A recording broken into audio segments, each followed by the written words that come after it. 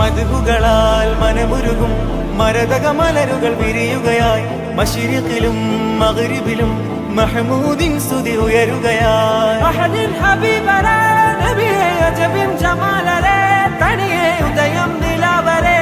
എന്റെ സീതരേ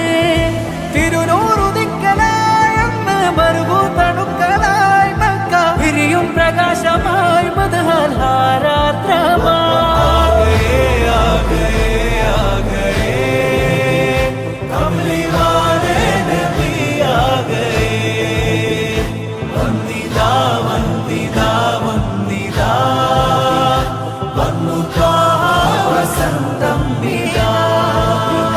ലോകമാകെ പടക്കാൻ സബബാം നബി